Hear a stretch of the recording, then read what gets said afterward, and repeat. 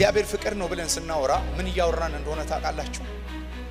እግዚአብሔር ፍቅር አለው እያለን አይደለም። እግዚአብሔር ማፍቀር ይችላል እያለን አይደለም።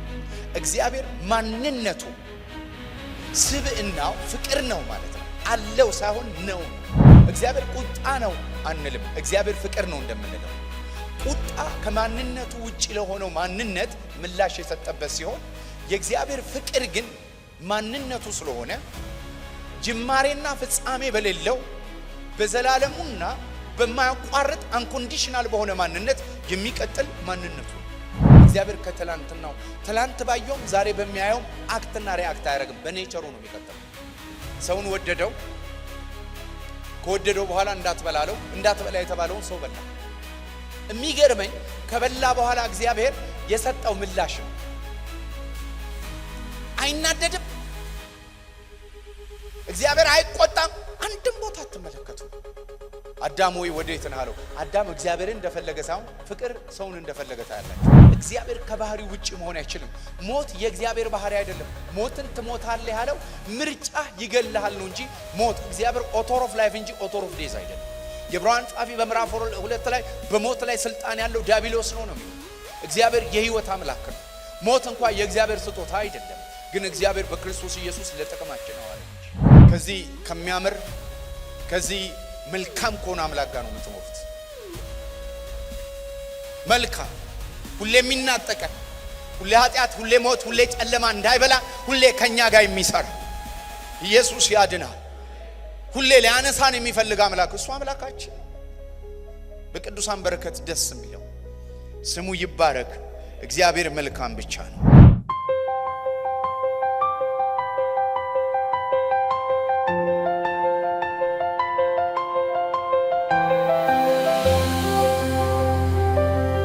የአንደኛ ዮሐንስ ምዕራፍ 4 ላይ የእግዚአብሔርን ቃል እንመለከታለን። አንደኛ ዮሐንስ ምዕራፍ 4 ቁጥር 8 እና አንደኛ ዮሐንስ ምዕራፍ 4 ቁጥር 16 ላይ ፍቅር የሌለው ቁጥር 8 ፍቅር የሌለው እግዚአብሔርን አያውቅም፣ እግዚአብሔርም ፍቅር ነው። ቁጥር 16 እኛም እግዚአብሔር ለኛ ያለውን ፍቅር አውቀናል አምነንማል። እግዚአብሔር ፍቅር ነው። በፍቅር የሚኖር በእግዚአብሔር ይኖራል፣ እግዚአብሔርም በእርሱ ይኖራል።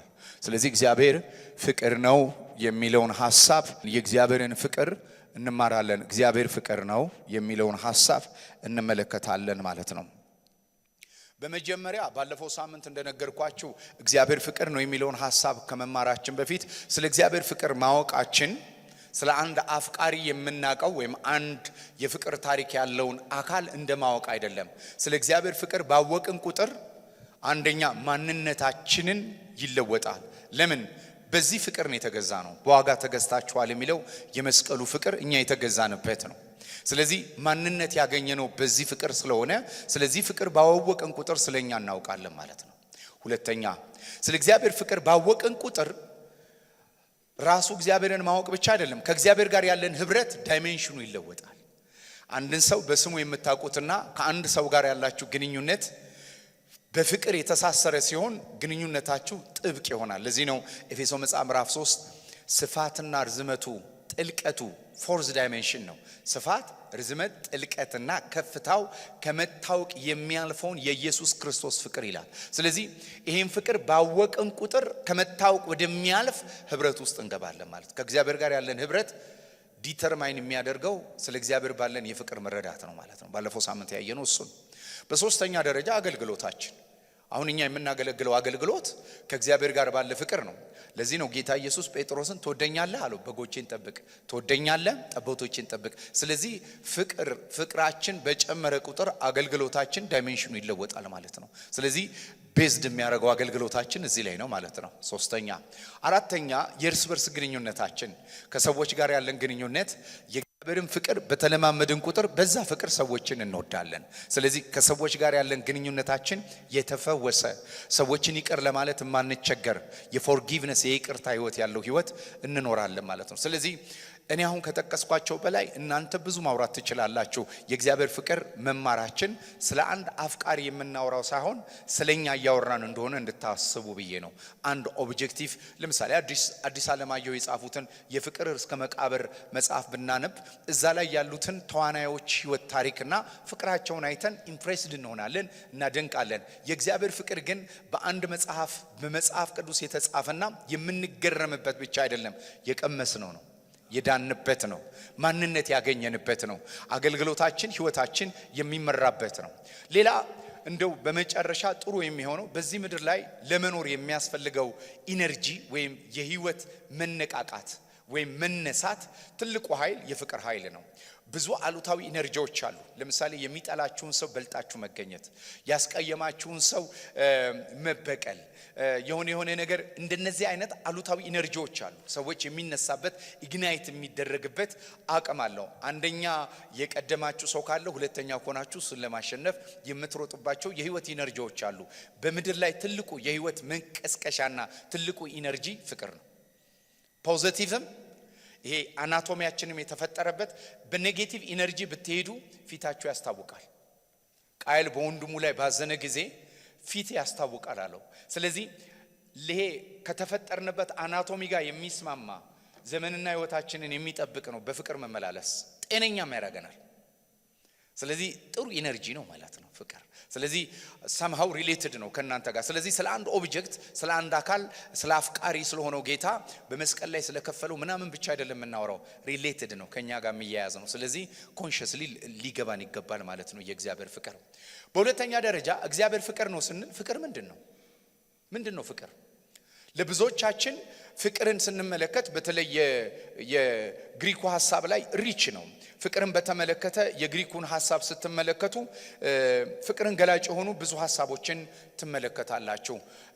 ሶስቱ መጽሐፍ ቅዱስ ላይ ያሉ፣ አንዱ መጽሐፍ ቅዱስ ላይ የለም።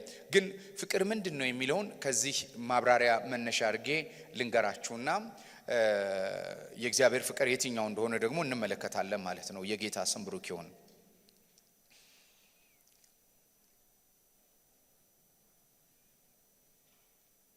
አንደኛው መጽሐፍ ቅዱሳችንን ስናነብ ፍቅር የሚለው ቃል ስቶርጅ የሚል ግሪክ ቃል የሚወስድ ፍቅርን ገላጭ የሆነ ቃል አለ። ይሄ ፍጥረታዊና በፍጥረት ሁሉ ላይ በጌታም ሆነን አልሆነን በሁሉ ሰው የተሰጠ ፍቅርን አመልካች ቃል ነው።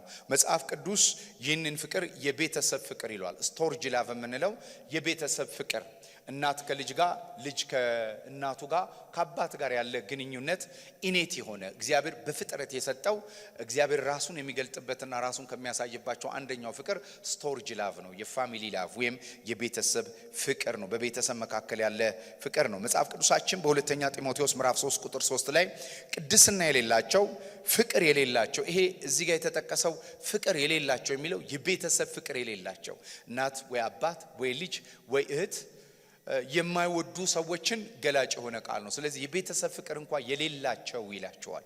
ስለዚህ የቤተሰብ ፍቅርን አመልካች ነው። ስቶርጅ ላቭ የቤተሰብ ፍቅር ነው።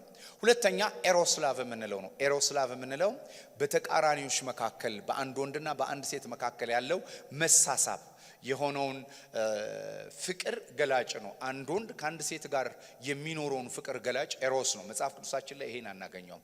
ኤሮስ ላቭ ሁለተኛው ነው። በሶስተኛ ፊሊያ ላቭ የምንለው ነው። ፊላዴልፊያ የምትባል ቸርች፣ ራእይ ላይ የምታቋት አይነት ቸርች የወንድማማች መዋደድ ያለባት ቦታ ነው። የወንድማማች መዋደድ ፍቅር የሆነውን አመልካች ነው። አንደኛ ጴጥሮስ ምዕራፍ 1 ቁጥር 7 ላይ እግዚአብሔርን በመምሰል የወንድማማች መዋደድ ይለዋል። የወንድማማች መዋደድም ፍቅርን ጨምሩ። ስለዚህ ይሄ የወንድማማች መዋደድ ፊሊያ ወይም ደግሞ ፊላዴልፊያ ወይም ፊሎላቭ የምንለው ይሄንን ነው። ስለዚህ የወንድማማች መዋደድን ፍቅር ደግሞ መጽሐፍ ቅዱሳችን ይነግረናል። አራተኛው አጋፔ የምንለው ላቭ ወይም እግዚአብሔር ያለው ፍቅር ነው። ይህ ፍቅር በአንደኛ ዮሐንስ 4:8 ላይ የተጠቀሰው ፍቅር የሌለው እግዚአብሔርን አያውቅም፣ እግዚአብሔር ፍቅር ነው የሚለው ፍቅር ነው። አሁን እነዚህ በሙሉ ፍቅሮች ከነዚህ እዚህ ላይ ከምትመለከቷቸው ፍቅር ለየት የሚያደርገው ለምሳሌ ወንድምን መውደድ እህትን መውደድ ፍጥረታዊ ነው። በተቃራኒ ጾታ ያለ መዋደድ እንደገና ደግሞ ከጓደኛ ጋር ያለ ሚቹዋል የሆነ ነገር መዋደድም ኖርማል የሆነ ላቭ ነው። ይሄኛው ፍቅር ግን አጋፔ ላቭ የምንለው በማቴዎስ ወንጌል ምዕራፍ 5 ላይ ጌታ ኢየሱስ ክርስቶስ ጎረቤታችሁንና ወንድማችሁን ውደዱ ተብሎ እንደተጻፈ ታውቃላችሁ፣ እኔ ግን እላችኋለሁ ጠላቶቻችሁን ውደዱ ያለበት ቃል ነው። ጠላታችንን የምንወድበት ወይም አጥፊያችንን የምንወድበት ወይም ደግሞ የበደሉንን ሰዎች የምንወድበት ፍቅር ይሄ ፍቅር ነው። አጋፔ ላቭ ይባላል። የወንድማማች መዋደድ ፍቅር አጋፔ ላቭ ይባላል። ስለዚህ ምናልባት ዝምድና ላይ ኖረን ይችላል ከሚጣሉን ሰዎች ጋር፣ ከተቀየምናቸው ሰዎች ጋር፣ ከማይወዱን ሰዎች ጋር ዝምድናም ግንኙነትም ላይ ኖረን ይችላል። እነዚህ ሁሉ አሁን የጠቀስኳቸው ፍቅሮች በሙሉ በመስጠትና የመቀበል ህግ ሲሰሩ፣ ይሄ አጋፔ ላቭ ግን ጠላቶቻችንን የምንወድበት እነሱ ላይወዱን ይችላሉ፣ ከነሱ በማይነሳ ከኛ በሚቀጥል ፍቅር በመስጠት ውስጥ ያለ ፍቅርን ያሳያል። ሌሎቹ በመቀበልና በመስጠት ህግ ውስጥ ነው የሚሰሩት። ይሄ ግን በመስጠት ህግ ብቻ ይሰራል። አጋፔ ላቭ የምንለው በመውደድ የሚቀጥል። ለምሳሌ ጠላቶቻችሁን ውደዱ ሲባል እንደ ፊሊያ የጓደኝነት ህብረት ላይ ኖረን ይችላል፣ ጓደኝነት ላይ ኖረን ይችላል፣ ያው በመካከል ተቃርኖ ስላለ። ነገር ግን አጋፔ የሆነው ላቭ፣ ሰልፍለስ የሆነው ላቭ ጥሩ መመኘትንና ክፉ እንዳያገኛቸው በልባችን የሚሰማን የምህረትና የይቅርታ እንደገና የመውደድ ልብን አመልካች ነው። ስለዚህ አጋፔ ላቭ ሰልፍለስ ላቭ ነው። አጋፔ ላቭ ሲቀበል የሚጀምር አይደለም፣ ኔቸር ነው፣ ማንነት ነው። ስለዚህ ይሄ ማንነት በጌታችን በመድኃኒታችን በኢየሱስ ክርስቶስ አማካኝነት እንደ ሮሜ 5:5 በመንፈስ ቅዱስ መሰጠት ውስጥ ለቅዱሳን የታደለ ፍቅር ነው። ስለዚህ ይሄ አሁን የምንመለከተው ፍቅር ከሰው የማይነሳ ከሰው የማይጀምር ከእግዚአብሔር የሚጀምር ነው። አጋፔ ላቭ የራሱ የእግዚአብሔር ፍቅር ነው። ስለዚህ በየትኛው ፍቅር ነው ተዋደዱ የሚለን? በአጋፔ ላቭ ነው። በባልና በሚስት መካከል ሰው ከባልንጀራው ጋር፣ ሰው ከጠላቱ ጋር እግዚአብሔር እንዲዋደድ አዲስ ኪዳን ላይ የሰጠው ይሄንን ፍቅር ነው። ሌሎቹ ፍቅሮች እንሰጣለን፣ መቀበል ከሌለ ሊቆም ይችላል። አጋፔ ላቭ ግን ሰዎችን ሁሉ አልፎ እኛ ወዳጅ ስለሆነን፣ እኛ ኔቸራችን ስለሆነ፣ እኛ ማንነታችን ስለሆነ እየወደድን የምንቀጥልበት የፍቅር ማንነትን አመልካች ነው። ስለዚህ ይህንን ለያይቶ መረዳት በጣም አስፈላጊ ቃል ነው። ፍቅር ምንድነው ካልን በኋላ ሁለተኛው የምናየው እግዚአብሔር ፍቅር ነው ስንል ምን እያወራን ነው? እግዚአብሔር ፍቅር ነው ስንል ምን እያወራን ነው? አሁን እግዚአብሔር ፍቅር ነው ስንል ይሄን በደንብ ስሙኝ። አጋፔ ላቭ የሚለውን እንዲከለየን እግዚአብሔር ፍቅር ነው ብለን ስናወራ ምን እያወራን እንደሆነ ታውቃላችሁ? እግዚአብሔር ፍቅር አለው እያለን አይደለም። እግዚአብሔር ማፍቀር ይችላል እያለን አይደለም። እግዚአብሔር ማንነቱ ስብዕናው ፍቅር ነው ማለት ነው። አለው ሳይሆን ነው። አያችሁ፣ ኢሴንሱ ነው፣ ማንነቱ ነው። የእግዚአብሔር ተፈጥሮ ለእግዚአብሔር ስለማንጠቀም ነው።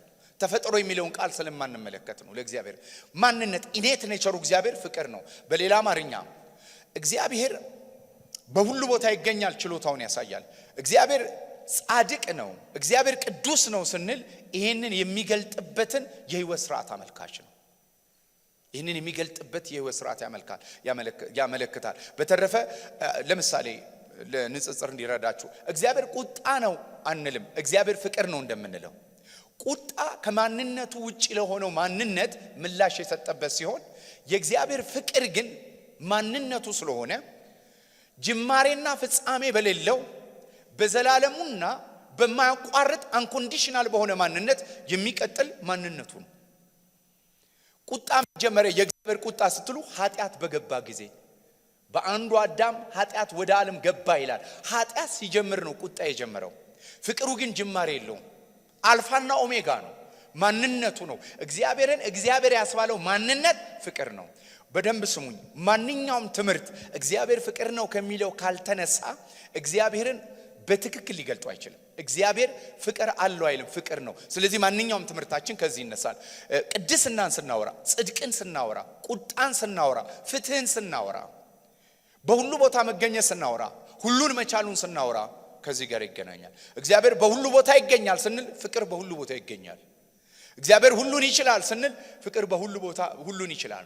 ፍቅር ይቆጣል እና ቁጣ ያለ እግዚአብሔር ፍቅር ስንረዳው አንድ አይደለም። በሁሉ ቦታ የሚገኝና ሁሉን ቻይነቱን የእግዚአብሔር ሉዓላዊነትን ሁሉን ቻይነቱን ያለ ፍቅሩ ስንገልጸው ከባድ ነው። ግን እግዚአብሔር ሁሉን ይችላል፣ ግን በፍቅሩ ውስጥ ይራመዳል። ለዚህ ነው ብዙ ሰዎች ስለ እግዚአብሔር ትክክል መረዳት የሚያቀታቸው። ለምንድን ነው እግዚአብሔር በአንድ ጊዜ ሁሉን ለምን አያደርግም? አሁን ለምሳሌ ኃጢአት አለ፣ በደለኛ አለ፣ በአንድ ጊዜ ለምን ጸጥ አያደርገውም ስትሉ እግዚአብሔር ከማንነቱ ውጭ ሊሰራ አይችልም።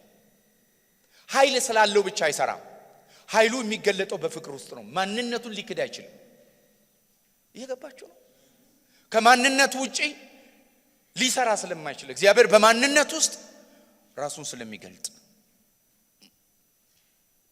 ይሄ በጣም ወሳኝ ነው። ለዚህ ነው አንዳንድ ትምህርቶች አሁን የማንግባባው ሉዓላዊ ነው ስንል፣ ሁሉን ይችላል ስንል፣ ይቆጣል ስንል ያለ ፍቅር ስለምንረዳው ብዙ ጊዜ የእግዚአብሔር ምስል ይጠፋናል። እግዚአብሔር ፍቅር ነው።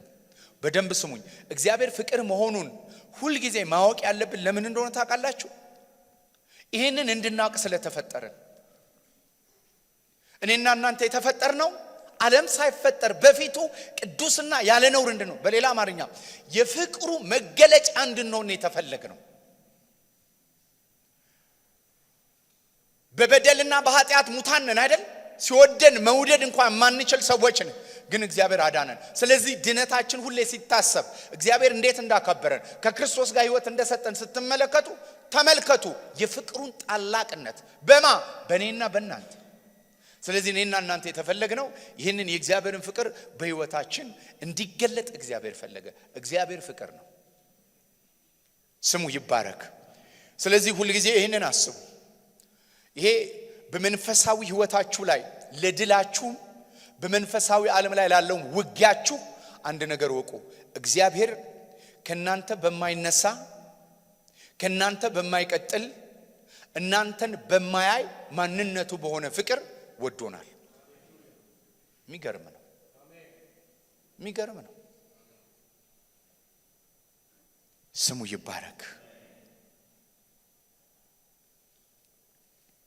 ታዲያ ይሄ እግዚአብሔር ፍቅር ነው ስንል ፍቅሩ ጅማሬና ፍጻሜ የሌለው ፍቅር ከሆነ የእግዚአብሔር ፍቅር በጅማሬም በፍጻሜም አልፋም ኦሜጋም የሆነ ጅማሬ የሌለው ፍቅር ከሆነ እግዚአብሔር በዘላለም ውስጥ እግዚአብሔር ፍቅር ነው ብለን ስንገልጥ ወዲያው የሚመጣው ዳምሯችን ማንን ወደደ? ፍቅር ፐርሰናል ከሆነ ራስ ወዳድነት ነው። ፍቅር ሌላን ከሆነ ማን ወደደ ተብሎ መጠየቅ አለበት። የገባችሁ ነው? የገባችሁ ነው? እስቲ አማረ ራስ ወዳድ ነው ማለትና አማረ የፍቅር ሰው ነው ማለት አይለያይም? የፍቅር ሰው ነው ሲባል ተገልጦ ይታያል። ማን ላይ? ሰዎች ላይ፣ እንትና ላይ ተገልጧል። አማረ ራስ ወዳድ ነው ራሱን ይወዳል ከተባለ ግን ለራሴ በማረገው። እግዚአብሔር ፍቅር ነው ስንል ይሄ አጋፔ ላቭ ሰልፍለስ ላቭ ነው። ሰልፊሽ ላቭ አይደለም፣ ራስ ወዳድ አይደለም፣ ሌሎችን የሚወድ ፍቅር ነው። እና ታዲያ እግዚአብሔር በጥንተ ዘላለም ፍጥረት በሌለበት እግዚአብሔር ፍቅር ነው ስንል ምን እያወራን ነው? እያወራን ያለ ነው እግዚአብሔር አብ ከወልድና ከመንፈስ ቅዱስ ጋር ፍቅር ህብረት ያደርግ ነበር ማለት ነው። ምክንያቱም በዘላለም ውስጥ ፍቅር ካለ ፍቅር ኦብጀክት ይፈልጋል። የሚገርም በቃ ፍቅር ይዞኛል ስትሉ ወዲያው ከማን ጋር ነው የሚባለው? እግዚአብሔር በዘላለም ውስጥ ፍቅር ይዞታል ሲባል ከማን ጋር? ከወልድ ጋር ከመንፈስ ቅዱስ። የሥላሴ ትምህርት ራሱ የሚመሰረተው እግዚአብሔር ፍቅር ነው በሚለው ትምህርት ውስጥ ነው። ሥላሴ እንዳለ የምናውቀው ኤልሁም የሚለውን ቃል ብቻ በማብራራት አይደለም። አብና ወልድ ተጠመቀ ምናምን የሚለው ቃል ብቻ አይደለም። እግዚአብሔር ፍቅር ነው የሚለው ባይ ዴፊኒሽን ያፈቀረ የሚፈቀር አካል አለ ማለት ነው። ኢየሱስ ክርስቶስ አባቱ እንደሚወደው የተናገረው ወደ ምድር ሲመጣ አይደለም፣ ሲላክ አይደለም። ተመልከቱ ጌታችን ኢየሱስ ምን እንደሚል። እግዚአብሔር እሱን የወደደበትን ፍቅር እንዴት ብሎ እንደገለጠው ተመልከቱ። አንደኛ ዮሐንስ ምዕራፍ 17 ቁጥር 24 ላይ ዮሐንስ ወንጌል ምዕራፍ 17 ቁጥር 24 ላይ ዮሐንስ ወንጌል እንዲህ የሚል ቃል አታዩም? አባት ሆይ ዓለም ሳይፈጠር ስለወደድከኝ የሰጠኸኝን ክብሬ እንዲያዩ እኔ ባለሁበት የሰጠኸኝን እነሱ ደግሞ ከእኔ ጋር የሆኑ ዘንድ እወዳለሁ። ጌታ ኢየሱስ ሁሉ ጊዜ እንደዚህ ይላል፣ አብ እኔን እንደሚወደኝ አውቃለሁ። እኔና አብ እንዋደዳለን። መቼ? ከፍጥረት በፊት። ስለዚህ በዘላለም ውስጥ ያለ መዋደድ ነው እንግዲህ የሥላሴን አስተምሯችንን እዚህ ላይ የሚመሰርተው። ስለዚህ እግዚአብሔር በጥንት ውስጥ ፍቅር ነው። አዎ። ከማን ጋር ወደደ? ማንን ወደደ? ወልድን መንፈስ ቅዱስን ወደደ። መጽሐፍ ቅዱሳችን ይሄንን ዮሐንስ ወንጌል ደጋግሞ የሚናገረው ክፍል ነው። ወደ ኋላ አንዳንድ ጥቅሶች እናያለን። ሌላ መጽሐፍ ቅዱሳችንን ስንጀምር በጥንተ ዘላለም በስላሴ ውስጥ ያለው ይሄ የእግዚአብሔር ፍቅር እንዲህ የሚል ቃል አለ።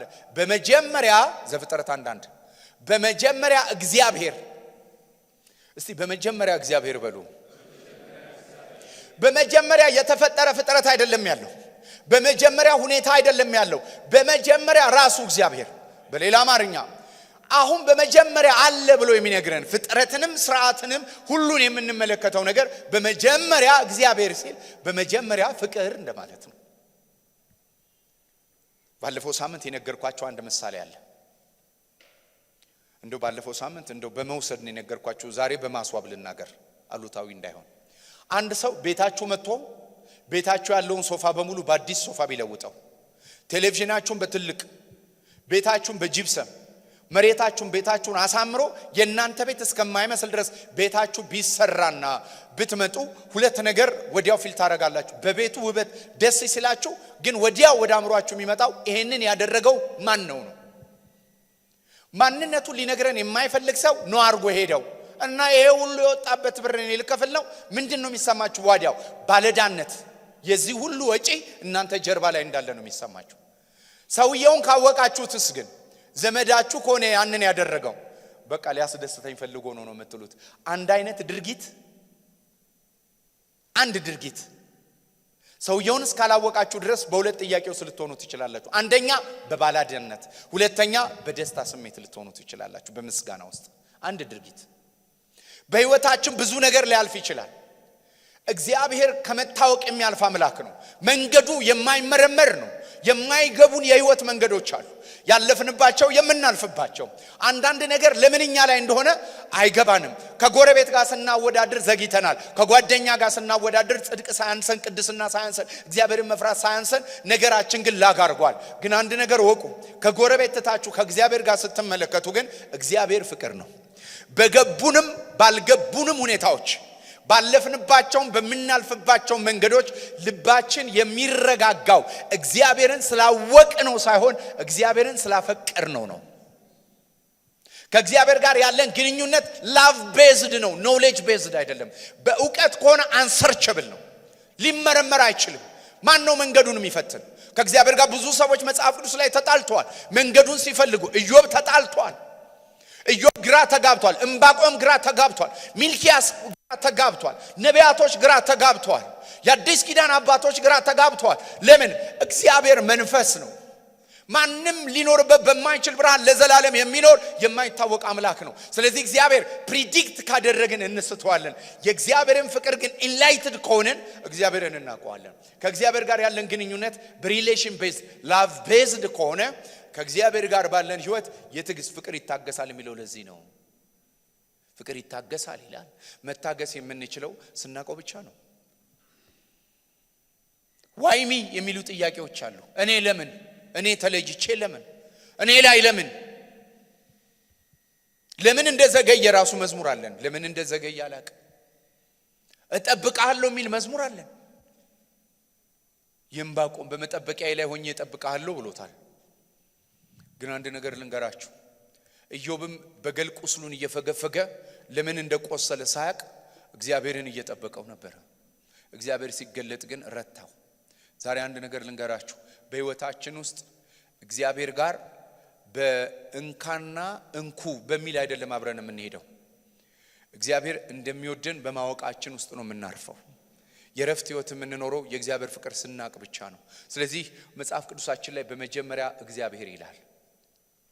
ይሄ ለምን እንደሚረዳን ታውቃላችሁ? በመጀመሪያ እግዚአብሔር ሰማይንና ምድርን ፈጠረ። አሁን ፍጥረት ራሱ ግራ ያጋባችሁ። ክረምት እያመጣ አትክልት ሰብል እንዲያበቅል ምድር እጽዋት ፍሬዋን እንድትሰጥ የሚያደርግ ዝናብ ሲለው ደግሞ አጠለቅልቆ ይዞን ይሄዳል። ይሄንን ቁጣ ያኛውን በረከት እያለን እግዚአብሔር ሲቆጣ እግዚአብሔር ሲባርክ እያለን ከምንኖር እግዚአብሔር ፍቅር መሆኑን ያወቀን ጊዜ ቁጣንም በረከትንም ከእግዚአብሔር ተነስተን መረዳት ስንጀምር ልባችን ማረፍ ይጀምራል። አንዳንድ ጊዜ እግዚአብሔርን ለማስደሰት ራሱ ግራ እስክትጋቡ ድረስ ከእግዚአብሔር ጋር ያላችሁ ሪሌሽንሺፕ በእንደዚህ ሁኔታዎች ያልፋል። ምንድነው በቃ ነገሬ እንዲለወጥ ምን ላድርግ? ጾም ጸሎት ነው እገባለሁ። እንዲህ ታረጋላችሁ፣ የሆነ ታደርጋላችሁ። ነገሮች ግን ሳይገፉ ሳይለወጡ ይኖራሉ። ከዛ ህይወታችሁ ምን ይሆናል ማለት ነው? ወይ ራሱ እግዚአብሔር የለም፣ ወይ ካለ ደግሞ መስራት አይፈልግም፣ ወይ ደግሞ መስራት ከፈለገ አቅም አንሶታል ወደሚለው ትንታኔ ነው የምትገቡት። እግዚአብሔር ፍቅር ከሆነ ግን ለዚህ ሁሉ መልስ ነው። ለምን? ምክንያቱም ነገሩን ላታብራሩ ትችላላችሁ። በእኔ ላይ ያለው ዓላማ ግን ፍቅር ነው። እግዚአብሔርን ለሚወዱ እንደ ሐሳቡ ለተጠሩ ነገር ሁሉ ተያይዞ ለመልካም እንደሚሰራ እናውቃለን። እግዚአብሔር ከዚህ ውስጥ መልካም ነገርን ያወጣል ብላችሁ ተስፋና ማመን የምትጀምሩት እግዚአብሔርን ፍቅር መሆኑን ስታውቁ ብቻ ነው። ስሙ ይባረክ። ሃሌሉያ። ሌላ የሚገርማችሁ እግዚአብሔር ሰማያትንና ምድርን ፈጠረ ሲል ሁለት አይነት ፍልስፍናዎች አሉ። አንዳንዱ እንደዚህ ይላሉ፣ እግዚአብሔር ከምንም ነው የፈጠረው ይላሉ፣ which is false። ከምንም የሚፈጠረው ምንም ነው። ከምንም አይደለም እግዚአብሔር የፈጠረው፣ ከራሱ ነው ያወጣው። ቃልም ከሱ ነው አይደል? ሲናገር ነው አይደል የወጣው? ስለዚህ ከሱ ነው የወጣው። ስለዚህ ፍጥረት ሁሉ ከውድቀት በፊት እግዚአብሔር የፈጠረው ፍጥረት ከሱ ስለወጣ እሱን የሚገልጥ ነው። መገቦታዊ ነው። ታውቃላችሁ፣ ለምግብ የምድር አትክልት ብቻ ነው ለምግብ የተሰራው።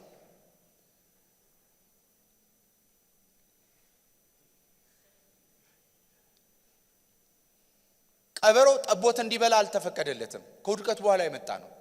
ኢሳይያስ ላይ ሲናገር እንደዚህ ይላል፣ ጠቦትና ቀበሮ አብረው ይሆናሉ ይላል። አንበሳና የሚያድን አዳኝና ታዳኝ አብረው መሆን ይጀምራሉ ይላል።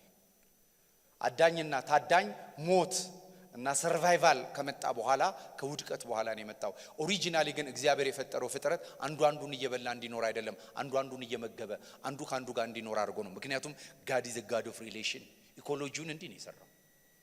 ከውድቀት በኋላ ነው የመጣው። ካንተ የተነሳ ፍጥረት የወደቀ ይሆናል የተባሉ ከዛ በኋላ ኢኮሎጂው ከእግዚአብሔር እስከወጣ ድረስ ይሄ የምታዩት ፍጥረት በሙሉ ወድቆ ስላገኘ ነው እንጂ ሲፈጠር በነበረው እግዚአብሔር መልካም ባለው ውበቱ ብንመለከት አንዱ ለሌላው ነው የሚኖረው። አንዱ ለሌላው ነው የሚኖረው። አንዱ ካንዱ ጋር የሚጋጨው አንዱ አንዱን ሲመገብ ነው እንጂ አንዱ አንዱን ሲበላ አልነበረም። ታዲያ ይሄ አንዱ አንዱን መብላት ከየት የመጣ ዓለም ነው? ከመላእክት ዓለም። እኔ በጣም ነው የሚገርመኝ የመላእክትን ዓለም እግዚአብሔር ፈጠረና እግዚአብሔር የሚገርም አምላክ ነው። እግዚአብሔር ብርሃን አይደል? ይሄ እግዚአብሔር የያዘው ብርሃን ላይት ቤሪየር ሆኖ ይሄንን ብርሃን እንዲያሳይ ሉሲፈርን ፈጠረው። ሉሲፈር ላይት ቤሪየር ነው፣ የእግዚአብሔርን ብርሃን ሪፍሌክተር ነው፣ አንጸባራቂ ነው። በኋላ ግን ያው ፍቅር እንዳልኳችሁ ቫኪዩም ይፈጠራል። በፍቅር ነገሮች ሲመላለሱ ወይም ፍቅር ሲመለስ ክፍት የሥራ ቦታ ነው የሚመስለው። ሲመለከተው እግዚአብሔር በፍቅር ያለውን በሙሉ በመስጠቱ ሲሄድ በቃ ይሄ ክፍት የሥራ ቦታ ያለ መሰለው ዲያብሎስ። ከዛስ በኋላ በልዑል መሰላለሁ ብሎ ክፍት የሥራ ቦታውን ራሱ ያዘው። ሁሉን ጠቅልዬ እኔ በሚል እመሰላለሁ አለ። ስለዚህ የመጀመሪያው የኤደን ገነት ማን ነው? የመላእክት ዓለም ውድቀት ዝሙት አይደለም፣ ውሸት አይደለም፣ እኔነት ነው። from selfless to selfishness ወደ ራስ ወዳድነት ነው የወደቀው። እኔ ወደሚል የህይወት ስርዓት ነው ግን የተፈጠረው እኔ ወደማይበልበት ዓለም ነው የፈጠረው። ታዲያ ዲያብሎስን እግዚአብሔር ለምን ፈጠረው? ይሄም ራሱ እግዚአብሔር ፍቅር ነው የሚመልስልን። እንደሚወድቅ አያውቅም ነበር ወይ? ያውቃል። እንደሚወድቅ ያወቀ ለምን ፈጠረው? እግዚአብሔር ፍቅር ስለሆነ ማለት በፍቅር ውስጥ ምርጫ አለ። ምርጫ የሌለው ፍቅር ጠለፋ ነው። ጠለፋ አይደለም እግዚአብሔር ያካሄደው። በኤደን ገነት ውስጥ ያደረገው ለሰይጣንም የሰጠው መርጦ እንዲኖር ነው። ፍሪ ዊል። ይሄ ምርጫ በሌለበት የእግዚአብሔርን ፍቅር ማውራት አይቻልም። ፍቅር አይደለም እሱ የሚኖረው፣ ተጽዕኖ ነው የሚኖረው ወይም ባርነት ነው የሚኖረው። ስለዚህ እግዚአብሔር በፍቅሩ ምላሽ ለሚሰጥ ትውልድ ነው አምላክና ጌታ መሆን የሚፈልገው። ይሄ እግዚአብሔር ፈጠረ። ከዛስ በኋላ በምርጫ ወደቀ። በልዑል መሰላለሁ አለ፣ ወደቀ። ብርሃን ከሱ ወጣ፣ አመድ ለበሰ፣ ሆምለስ ሆኖ ይንከራተታል አየር ላይና መሬት ላይ፣ ከመሬት በታች። የተቀረው ደግሞ ታስሮ ተቀምጧል። እግዚአብሔር ይሄ ካለፈ በኋላ በዘፍጥረት መጽሐፍ ምዕራፍ 1 ቁጥር 1 ላይ ደግሞ ሰውን ለመፍጠር ተነሳ። እግዚአብሔር ከስተቱ አይማርም ወይ? ከዚህ በፊት ፍቃድ ያለው ፍጥሩ ፈጥሮ ወድቋል። አሁንም እግዚአብሔር ክፉና ደጉን መለየት የሚችል ይሄ ህይወት አለበት ይሄ ሞት አለበት ብሎ የህይወትን ዛፍ በኤደን ገነት እግዚአብሔር ለምን ያስቀምጣል? በኤደን ገነት የህይወት ዛፍ ለምን ይቀመጣል? አሁን ብዙ ሰዎች የሚሉት ይሄንን ነው። ለምን ሞትን ከዛ ያነሳለትም? ለምን ህይወትን ብቻ? ምክንያቱም እግዚአብሔር ፍቅር ስለሆነ ፍቅር ሁሉ ጊዜ በመምረጥ ነው የሚካሄደው። ምክንያቱም እዚህ ያገባችሁ ሰዎች ምናምን ካላችሁ በጠለፋ አይደለም አይደል ያገባ ነው። በተነጋግረን ወዳለው ወይ ወድሻለሁ ብላ እገልሻለሁ ብሎ ያገባ ሰው ካለ እዚህን ዛሬ ንሳ እናስገባዋለን። አጠፋሻለሁ እልም ምናምን አስፈራርቶ ያገባ ሰው ካለ እዚህ ንሳ ይገባል። በተረፈ ግን ፍቅር ሁሉ ጊዜ ምርጫ አለው፣ ሚቹዋል ነው። ስለዚህ ምርጫ ሰጠ ክፉና ደጉን በማሳወቅና በዚህ መልኩ እግዚአብሔር። ታዲያ ምን እንመለከታለን በዚህ ብላችሁ ብትመለከቱ ላቭ ሪስክ ይወስዳል። እውነተኛ ፍቅር ከስተቱ አይደለም የሚማረው በማንነቱ ነው የሚቀጥለው። ባይ ዘ ዌይ እግዚአብሔር ፍጥረትን የፈጠረው የሚጎድለው ነገር ስላለ ሳይሆን የሚገልጠው ነገር ስላለ ነው። እግዚአብሔር ፍጥረትን የፈጠረው የቤተሰብ ረሃብ ስላለው ፍቅር በቤተሰብ መካከል ራሱን መግለጽ ስለሚፈልግ ነው። እግዚአብሔር ብቻውን ስለሆነ አይደለም የፈጠረው፣ ስላሴዎች አሉ። ይሄ ግን በስላሴ ያለውን ፍቅር በማይታየው ዓለም ያለውን በቪዚብል በሚታይ ዓለም እግዚአብሔር ይሄን ፍቅር መግለጽ ስለፈለገ እግዚአብሔር ሰውን ፈጠረ። ሰው የተፈጠረበት የእግዚአብሔርን ፍቅር ዲስፕሌይ እንዲያደርግ ነው። በፍቅር ኑሩ፣ መቅረዛችሁ እሱ ነው፣ ፍቅራችሁ ማየት እፈልጋለሁ ምናምን የሚለው እግዚአብሔር ለምንድን ነው? ኢኔት ኔቸሩን በትውልድና በቤተ ክርስቲያን ማየት ስለሚፈልግ ነው። ይሄ እግዚአብሔር ፍቅር እንዳልኳችሁ ሪስክ ይወስዳል። እኔ ሁለተኛ እንደው ከጥፋቴ ተመሪያለሁ ከትላንትናው የሚል ሰው ላጎፍ ላቭ ይሄ የፍቅር እጥረት ያለበት ሰው ነው። እግዚአብሔር ከትላንትናው ትላንት ባየውም ዛሬ በሚያየውም አክትና ሪአክት አያደርግም። በኔቸሩ ነው የሚቀጥለው። ሰውን ወደደው፣ ከወደደው በኋላ እንዳትበላ የተባለውን ሰው በላ። የሚገርመኝ ከበላ በኋላ እግዚአብሔር የሰጠው ምላሽ ነው። አይናደድም። እግዚአብሔር አይቆጣም። አንድም ቦታ አትመለከቱ። አዳም ወይ ወዴት ነህ አለው። አዳም እግዚአብሔርን እንደፈለገ ሳይሆን ፍቅር ሰውን እንደፈለገ ታያላችሁ። አዳም ወይ ወዴት ነህ አለው። አያውቅም፣ ያውቃል። ራቆቴን ነኝ አለው። ራቆትና አለው። አዎ እግዚአብሔር ዋጋን ያገኘው መለመልሆን ነው። በል ተመላለስ መለመልሆን አላለው። የለበሰውን ፀሐይ ላይ የሚወድቀውን ከበላው የወሰደውን ዛፍ ፀሐይ ሲወጣ የሚራገፈውን ቅጠል እግዚአብሔር አወጣና እንስሳ መስዋዕት አርዶ ልብስ አለበሰው። የምህረት ምልክት አይደለም መፈለጉ? የምህረት ምልክት አይደለም ማልበሱ? የምህረት ምልክት አይደለም ቃል መግባቱ? ከሴቲቷ ዘር ይመጣል አለው እግዚአብሔር። እንደወደቅ ካቀረም አድንሃለሁ ብሎ ተስፋ ሰጠው። አራተኛ ከኤደን ገነት አባረረው። ከኤደን ገነት ያባረረው ተቆጥቶት አይደለም፣ መልሶ ቢበላ ለዘላለም ሙት እንዳይሆን ነው። እግዚአብሔር በህይወታችን የሚሰራቸው ነገሮች በሙሉ ከዚህ ኢኔት ኔቸሩ ውጭ አይደሉም። እግዚአብሔር ይወደናል። አሜን ነው። በየትኛውም ድካም ውስጥ በየትኛውም ስተት ውስጥ ብትሆኑ የእግዚአብሔር ዓላማ ማንሳት ነው። የምናደርጋቸው ነገሮች ግን ህይወታችንን ባለፈው እንዳልኳቸው ዓለምን መውደድ፣ ሌሎችን መውደድ በህይወታችን ውስጥ ጥፋትን ሊያስተናግዱ ይችላሉ። እግዚአብሔር ግን በምንጠፋው ጥፋት ወይም በኃጢአተኛው ሞት የሚደሰት አምላክ አይደለም። ሁሌ እግዚአብሔር ዓላማው ማንሳት ነው። የእናት ፍቅር እግዚአብሔር ፍቅሩን ከገለጠባት እናትና አባት ከአባት ይልቅ በጣም እናቶች ስለ ፍቅር ማውራት ይቻላል። እናት በአብዛኛው የምትወደው ምን አይነት ልጅ እንደሆነ ታውቃላችሁ? በአብዛኛው የምትወደው ስራ ገብቶ ዶክተር ሆኖ ሐኪም ሆኖ ጥሩ የሚሰራ አይደለም። እኔ እናቴን ስለማይ ማለት ነው። የሚረብሽ የሚጠጣ የሚያስጨንቃትን ሁሌ ልቧ አያርፍም። እግዚአብሔር በሰማይ ልቧ ያላረፈው በእኔና በእናንተ ነው። በኃጢአትና በሞት በወደቅ ነው በተጣለ ዓለም ውስጥ እየተቅበዘበዝን በበደልና በኃጢአታችን ሙታን በነበርነው ሰዎች ላይ እግዚአብሔር ልጁን እስኪልክ ልቡ አላረፈም። የሚገርማችሁ እግዚአብሔር ከኤደን ገነት ያወጣው ኳይት ወርሺፕ ፈልጎ አይደለም። የወደቀለት አዳም የእግዚአብሔርም ልብ አብሮ ከአዳም ጋር ነበር። መጽሐፍ ቅዱስ ላይ ሆሴ ወዳችኋለሁ ይላችኋል። ሚልኪያስ ላይ መጣና እግዚአብሔር እንደዚህ አለ። የሚልኪያስ መጽሐፍ ነው። በጣም ይገርመኝ።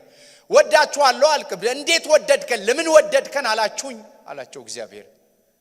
እንወዳችኋለሁ አለ እና መውደዱን በምን እንደገለጠ ካላችሁ በአስራት አውጡ አላቸው። ለምንድን ነው አስራት ያውጡ ያላቸው? ምክንያቱም እግዚአብሔር አክሰስ አድርጎ መባረክ የሚችለው ልጁ ስለሌለ የእግዚአብሔር ዓላማ በሰዎች ሕይወት ላይ መባረክ አይደል? አስራትን አውጡ አላቸው። አስራት ካላወጣችሁ በቀዳዳ ኪስ እንደገና መስዋዕቱን ጢቅ አትበሉበት አላቸው። የኃጢአት ይቅርታ ለጊዜውም ቢሆን የምሸፍነው በእንስሳ ደም ነው፣ እምባረካችሁም በዚህ በኩል ነው አላቸው። ስለዚህ አስራት አውጡ አላቸው። አስራት ለምንድን ነው የምናወጣው? ኢምፓወር ቱ ብለስ፣ እኔ በእናንተ ሕይወት ውስጥ ገብቼ የምባረክበት ስታንዳርድ ይሄ ነው አላቸው። መስዋዕቱስ የኃጢአት ይቅርታ ለጊዜውም የሚሸፍነው ይሄ ነው፣ እናንተ ግን ጢቅ አላችሁበት፣ በቀዳዳ ኪስ አስቀመጣችሁ፣ በመስዋዕትም ደግሞ ኃጢአታችሁ በፊቴ ያለ ነው አለ። ለምን? እግዚአብሔር በሄደበት ስፍራ ሁሉ የሚያዛቸው ገብቶ ለመባረክ ነው። በር ነው የሚፈልገው። እስቲ አሜን። አስራት ያበር በሉት፣ የእንስሳ መስዋዕት ይበር በሉት፣ ወደዛ እግዚአብሔር ለማለፍ። ለምን? የኃጢአት ግድግዳ እግዚአብሔር ቅዱስ ነውና በዚህ ቅድስናው ከሰዎች ኃጢአት ጋር ህብረት ማድረግ ስለማይችል ግን እግዚአብሔር ምን ያደርግ ነበር? በጊዜያዊነትም ቢሆን ሰዎችን የሚባረክበት የእንስሳ መስዋዕት አስራትን በኩራትን እያስመጣ ሰዎችን እግዚአብሔር ይባርክ ነበር። አገልግሎት ይሰጣቸዋል። በአገልግሎታቸው እግዚአብሔርን ልብ ደስ ሲያሰኙ እግዚአብሔር እነሱን ይባርክ ነበር። እነዚህ በሙሉ ኢምፓወርመንት ብለዚንግ። እግዚአብሔር ከባህሪው ውጪ መሆን አይችልም። ሞት የእግዚአብሔር ባህሪ አይደለም። ሞትን ትሞታለህ ያለው ምርጫ ይገልሃል ነው እንጂ ሞት እግዚአብሔር ኦቶር ኦፍ ላይፍ እንጂ ኦቶር ኦፍ ዴዝ አይደለም። የዕብራውያን ጻፊ በምዕራፍ 2 ላይ በሞት ላይ ስልጣን ያለው ዲያብሎስ ነው የሚለው። እግዚአብሔር የህይወት አምላክ ነው። ሞት እንኳን የእግዚአብሔር ስጦታ አይደለም፣ ግን እግዚአብሔር በክርስቶስ ኢየሱስ ለጥቅማችን አዋለው እንጂ። ከዚህ ከሚያምር ከዚህ መልካም ከሆነ አምላክ ጋር ነው የምትኖሩት።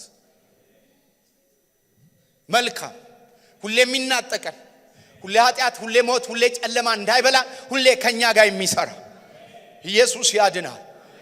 ሁሌ ሊያነሳን የሚፈልግ አምላክ እሱ አምላካችን ነው። በቅዱሳን በረከት ደስ የሚለው ስሙ ይባረክ። እግዚአብሔር መልካም ብቻ ነው።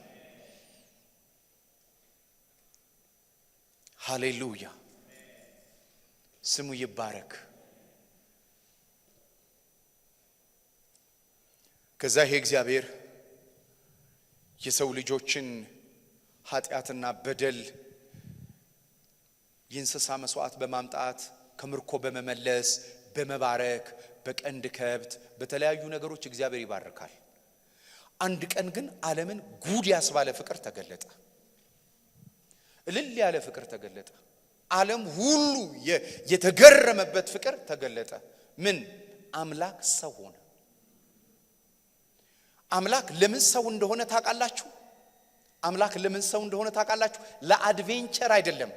99ን ትቶ አንዱን ፍለጋ ለመምጣት ሰው ያለበት ዓለም። ምክንያቱም ሰው ወደ እግዚአብሔር ዓለም መግባት አይችልም። በኃጢአትና በበደሉ ከእግዚአብሔር ጋር ህብረት ማድረግ አይችልም። ይሄንን የተቋረጠ ህብረት፣ ይሄንን የወደቀ ሰው እግዚአብሔር ሄዶ ፈለገው። ለዚህ ነው ኢሳይያስ ላይ እግዚአብሔር ሲናገር እናት ልጆቿን ልትተው አትችልም፣ ግን እናት ደግሞ ሊሚት አላት። ከሆነ በላይ ደግሞ አቅሟም ሊወሰን ይችላል። እኔ ግን አልተዋችሁም ይላል። ይህ እግዚአብሔር ሰው ፍለጋ ወደ ምድር መጣ። ዮሐንስ እንደዚህ ያለን መምጣቱ የ3 ዓመት ተኩል ተመልከቱ አገልግሎቱ። ኃጢአተኞች፣ አንካሶች፣ እውሮች፣ ግራ የተጋቡ፣ የተጠሉ፣ ሪጀክት የተደረጉ፣ መድኃኒት የሌላቸው ውሏቸውን ከነሱ ጋር አደረገ። ኢየሱስ መድኃኒት ለሌላቸው መድኃኒት በመሆን በ3 ዓመት ተኩል ታይቶ የማይታወቅ ዓለም ግራ ያጋባ ነገር በውስጡ ኃይል አለ፣ በውስጡ ጥበብ አለ፣ በውስጡ መልእክት አለ፣ በውስጡ ፈውስ አለ። ግን የሚገኘው ፓላስ አይደለም፣ ግርግም ነው የተገኘው። ዓለም ለሱ ያገኘችለት ቦታ ግርግም ነው፣ ፓላስ አይደለም የተገኘው። ግን እናንግስ ተብሏል። አሁን ጊዜው አይደለም አለ። ወድቆ ሰው እያለ ባምባ ላይ ፈረስ ተቀምጬ መንገስ ጊዜው አይደለም አለ። እንደ ትሁት በአህያው ርንጭላ ላይ ሆሳና እያዘመረ ወደ ከተማይቷ ገባ። የሰው ልጅ ሊነግስ ሳይሆን የጠፉትን ሊፈልግ ነው የመጣው አለ። አምላክ ሰው የሆነበት፣ አምላክ ሰው መካከል የተገኘበት፣ አምላክ እኛን የሸተተበት። አያችሁ፣ አንዳንድ ጊዜ የፍቅራችን ልክ ነው የመውረዳችንን ጥልቀት የሚወስነው። ለዚህ ነው እኛ ልጆች የሚዘምሩት ግን እኛ ማንዘምረው የጌታ ፍቅር አስደናቂ ነው። በጣም ዝቅ ያለ፣ በጣም ከፍ ያለ፣ በጣም ሰፊ ነው የምንለው እኮ ልጆች የሚዘምሩት የእግዚአብሔር ፍቅር እሱ ነው። እግዚአብሔር በክርስቶስ ኢየሱስ የኤፌሶን ጻፊ ሲናገር በጣም ጥልቅ ነው፣ ወደ ታች የወረደበት አምላክ ከማንነቱ ውጪ በሰውነት የሞተበት ሞትን የማያውቅ አምላክ በሰውነቱ ሞትን የቀመሰበት የሞት መንደር የተገኘበት በፈጠረው ትውልድ ራቆቱንና መለመለውን የተሰቀለበት ከዚህ የሚበልጥ ፍቅር የለም። ደግሞ በዚህ ቢያበቃ ቀላል ነው። ዓለም ውርደት ያለችውን የመጨረሻ የመስቀል ሞት ሞተና ፍቅርን ስታስቡ ይሄ ነው አለ። የምወዳችሁ ይሄን ያህል ነው አለ። ከዚህ የሚበልጥ ፍቅር የለም። ጌታ ይወዳችኋል። ጌታ ይወደናል። ይሄን ፍቅር አትጣሉ። ማንም ይሄንን ዓለምም አይነግራችሁም፣ ዲያብሎስም አይነግራችሁም፣ ጨለማም አይነግራችሁም፣ ኑሯችንም አይነግረንም። ከውቀት ከፍለን ነው የምናውቀው። ህይወታችን አንዳንድ ጊዜ ጥሩ ነው፣ ጥሩ እንጸልያለን። አንዳንድ ጊዜ ደግሞ ጥሩ አንጸልይም። አንዳንድ ጊዜ ጥሩ ይሰማናል፣ አንዳንድ ጊዜ ይደብረናል። አንዳንድ ጊዜ እንደዚህ በእንዲህ አይነት በዚህ ስጋ ውስጥ እያለን በእንዲህ አይነት ድንኳን ውስጥ እንዲየቃተተን ነው የምንኖረው። ግን አንድ መልህቅ አለን። እግዚአብሔር ፍቅር ነው። በዚህ ሁሉ በወደደን በርሱ ከአሸናፊዎች ሁሉ እንበልጣለን። ከአሸናፊዎች ሁሉ እንበልጣለን። የጳውሎስ ትልቁ ትምክህቴ ነው። ሞት ነው፣ ህይወት ነው፣ ያለው ነው፣ የሚመጣው ነው። አንድ ነገር እኔ ተረድቻለሁ አለ። ሰይፍም ቢሆን ስደትም ቢሆን መከራም ቢሆን ያለው ቢሆን የሚመጣው ቢሆን እኔ ጌታን ከወደድኩት አይደለም። እኔ ጌታን የወደድኩበትማ አንዴ ጥሩ ሲሆን አንዴ ስሳሳት ነበረ። እሱ እኔን የወደደበት ፍቅር ግን ኤቨርላስቲንግ ነው። ስለዚህ በዚህ ዓለም ላይ አንድ ኮንፊደንስ አለን፣ አንድ ቦልድነስ አለን። ተወደናል። we are beloved። ደግሞ የተወደዳችሁት በአንድ ግለሰብ አይደለም፣ ሰማይንና ምድርን በፈጠረ በፍጥረት ሁሉ ላይ ገዢ የሆነ ሃሌሉያ እጁ መድኃኒትን የምታበቅልለት እሱ ወዶናል። እግዚአብሔር ዓላማው አንድ ነው። በእኔና በእናንተ ውስጥ የእግዚአብሔር ዓላማ ፍቅር ነው።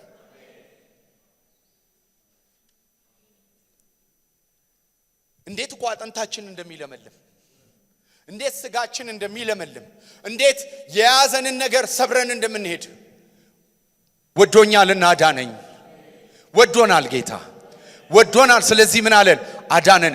ከዚህ የሚበልጥ ፍቅር የለም። የፍቅር ክላይማክስ የተገለጠ የእግዚአብሔር ጥግ አንድ ነገር ነው። ይሄውን ለፍጥረት በጣም ሞኝነት ነው። ብዙ ሃይማኖት የሚያውቀው እግዚአብሔር ጀስቲስንና ፍትህን ለማስፈን በሰማይ ሆኖ የሚዋጋ አምላክ ነው። ብዙ ጊዜ የሚያውቁት ግን እግዚአብሔር ፍቅር ነው። ድነታችንን ስናስብ እግዚአብሔር ለምን እንዳዳነን ስናስብ ብዙ ሰዎች ድነታችንን ሲረዱ በጣም ስለሚቸገረው ሰው ሊሚትድ ስለሆነ ሰው በፍጥረት ውስጥ የወደቀ ማንነት ስላለው ይቸገራል። እግዚአብሔር ለምንድን ነው ያዳነን ብትሉ አንዳንድ ሰዎች ቁጣውን ለመፈጸም ይመስላቸው ሰዎች አሉ። ቁጣውን ለመፈጸም የእግዚአብሔር ቁጣ ፓሲቭ ነው። ፓሲቭ ነው ማለት የእግዚአብሔርን ቁጣ ስትረዱ አንድ ነገር ንገራችሁ። እግዚአብሔር ተቆጣ ማለት ዱላና አርጩሜ ይዞ ገደለ ማለት አይደለም። እግዚአብሔር ከነገር ሁሉ እጁን ሰበሰበ ማለት ነው። እግዚአብሔር ባረከ ማለት በሙሉ አቅሙ በሙሉ ኃይሉ ጓዳና ቤት ተገኘ ማለት ነው። እግዚአብሔር ታቦት በአቢዳራ ቤት ገባ ይላል። ከዛ መጽሐፍ ምን እንደሚል ታውቃላችሁ? እግዚአብሔርም የአቢዳራን ቤት ባረከው። ለምን? ፕሬዘንስ ገብቷል፣ ስብናው ገብቷል። እግዚአብሔር ከኔቸር ውጭ ሊሆን አይችልም። እግዚአብሔር መባረክ ነው ባህሪው።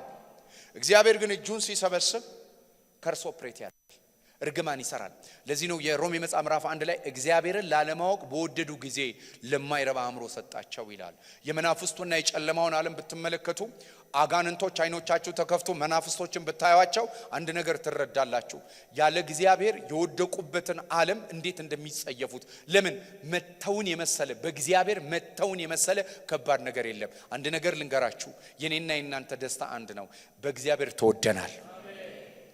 በደንብ ወቁ። የተወደድንበት ትልቁ የእግዚአብሔር ፍቅር ኃይላችን ነው፣ ደስታችን ነው። ብዙ ጊዜ የምንበላውንና የምንጠጣውን እንዲሳካልን የምንፈልገውን ማግኘትና ማጣታችን ላይ አይደለም ቁም ነገሩ ያለው። ሰይጣን አዝነን መታየታችንን ነው የሚፈልገው። እግዚአብሔር ደግሞ በፍቅሩ ተጽናንተን ማየታችንን ይፈልጋል። ስሙ ይባረክ። ብሮክን አትሁኑ። ማንኛውም ነገር መጥቶ እንዲሰብራችሁ አትፍቀዱ። ወንድም ጋሻ አለ፣ ዘመድ አግኝተናል፣ ሰፈርና መንደራችን የገባ ሽታችንን ያልጠላል። ለዛውም ወዳችኋለሁ ሲል እንወዳለን አይ ላቭ ዩ ብለን መመለስ በማንችልበት በዴዝ ኳራንቲ ውስጥ ባለንበት በበደልና በኃጢአት ሙታን በነበርንበት ጊዜ እኛ እሱን እንደወደድ ነው አይደለም፣ እሱ እኛን እንደወደደ ነው ተብሎ ተጽፏል። ተወደናል። እስቲ አሜን። ተወደናል። እና እግዚአብሔር አይቆጣም፣ ይቆጣል። ለምን ይቆጣል? የእግዚአብሔር ቁጣ ከስሜት የሚነሳ አይደለም፣ ከቅድስናው የሚነሳ ነው። ምንድነው ቅድስናው? ምክንያቱም ፍቅር ከአመጽ ጋር ደስ ስለማይለው አመጽን ስለሚጸየፍ አመጽን ይዋጋል። በተረፈ ግን እግዚአብሔር የፈጠረውን ፍጥረት ሰውን ጨምሮ ማንኛውንም ነገር እግዚአብሔር ያጠፋል ብላችሁ እንዳታስቡ። ለዚህ እኮ ነው መጽሐፍ ቅዱስ ሲናገር አዲስ ሰማይና አዲስ ምድር ወደፊት ለምን እንደሚጠብቅ ታውቃላችሁ? አዲስ ሰማይና አዲስ ምድር የእግዚአብሔር ስህተት አይደለም፣ የእግዚአብሔር ፍጥረት ነው።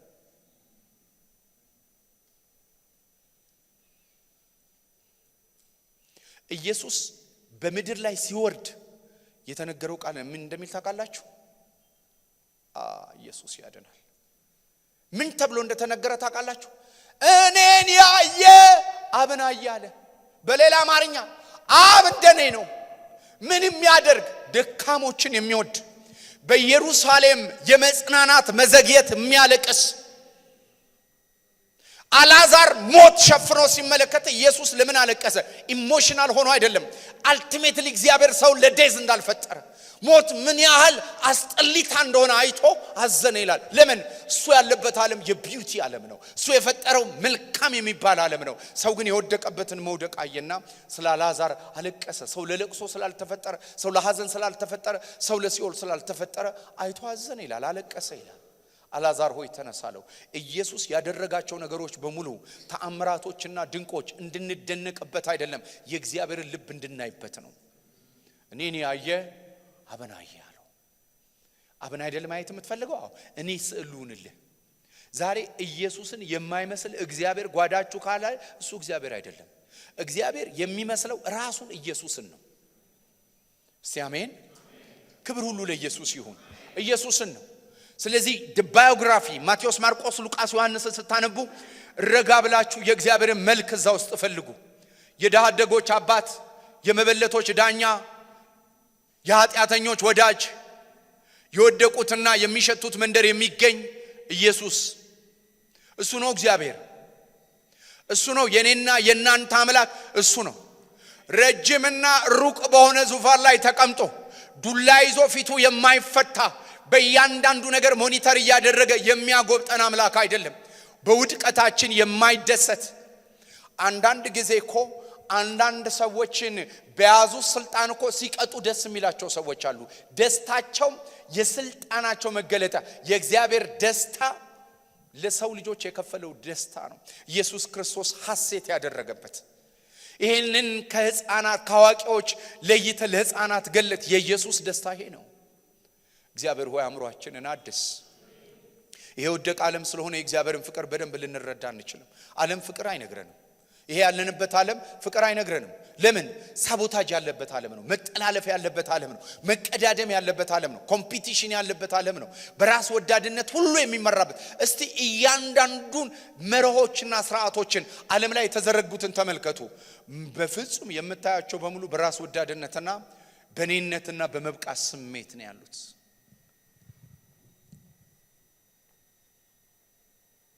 እነዚህ ናቸው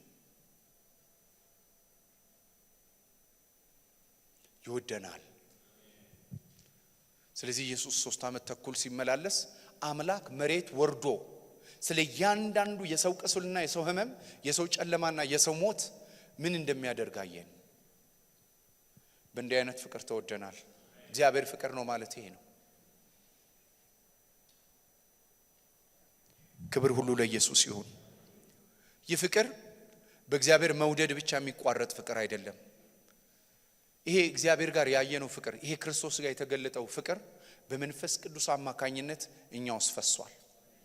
አሁን በዚህ ፍቅር መመላለስ እኛን ይጠቅመናል አይጠቅመንም? የሚቀጥለው ሳምንት ነው ማውራው። ክብር ሁሉ ለኢየሱስ ይሁን። አሜን ነው። እግዚአብሔር ይባረክ።